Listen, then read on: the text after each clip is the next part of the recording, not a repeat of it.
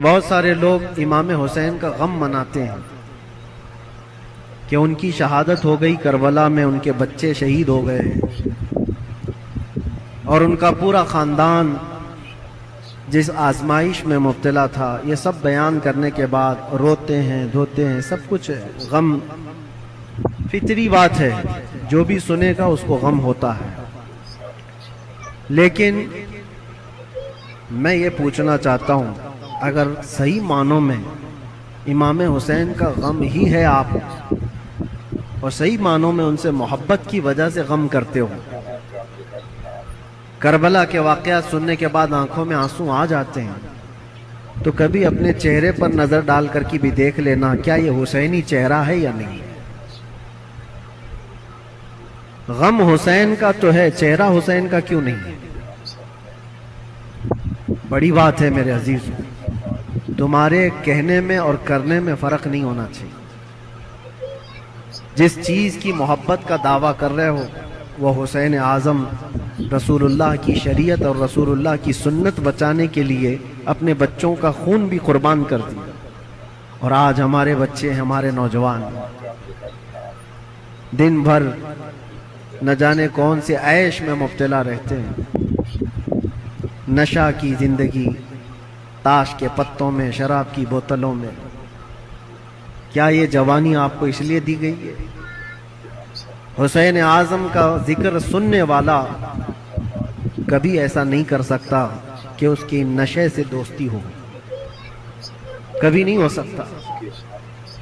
کبھی یاد کرو کہ 3 دن کے بھوکے اور پیاسے صبر کے اس پہاڑ کو، ایک بات میں آپ کو بتا دوں، میرا یہ پیغام ہے کہ حسین اعظم کو سننے کے لیے صرف رونا دھونا ضروری نہیں، بلکہ حسین اعظم کو سننے والے کو یہ عزم اور حوصلہ رکھنا چاہیے کہ میں اپنی خواہشات کو مار کر کے اللہ کی رضا کے لیے جیوں گا، اللہ کی رضا کے لیے جیوں گا۔ جو بری عادتیں زندگی میں آتی ہیں اس کو ترک کرنا، یہ بھی ایک بہت بڑا عزم ہے، ایک بہت بڑا حوصلہ ہے۔ نوجوانوں سے میں گزارش کروں گا، آج پوری دنیا تمہاری طرف دیکھ رہی ہے، آج جانتے ہیں ہماری قوم کو کیا کیا الزامات ہیں کہ نشہ تمہارے ہاں بکتا ہے، نشہ تم کرتے ہو، جھوٹ تم بولتے ہو، چوریاں تمہارے محلے میں ہو رہی ہیں، بہت ساری آوارگیاں۔ یہ سب باتیں کیوں آئی تمہارے اندر؟ رسول اللہ صلی اللہ تعالیٰ علیہ وسلم کے خاندان سے محبت کرنے والے، اہل بیت سے محبت کرنے والے اپنے معاشرے میں ایسے تو نہیں رہ سکتے۔ جس رسول نے کہا صفائی آدھا ایمان ہے، آج ہمارے محلوں میں صفائی نہیں۔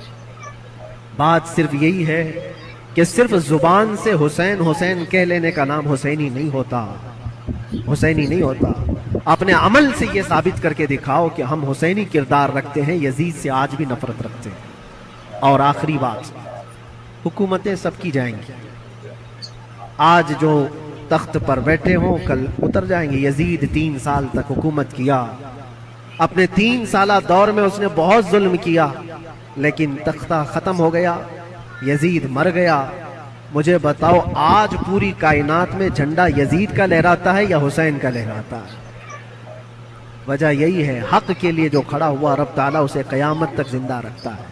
اسی لیے ہمیشہ اس بات کو یاد رکھو میرے عزیزو، ظلم کرنے والے ظلم کرتے رہیں گے، مصائب آتے رہیں گے، مصیبتیں آتی رہیں گی، مشقتیں آتی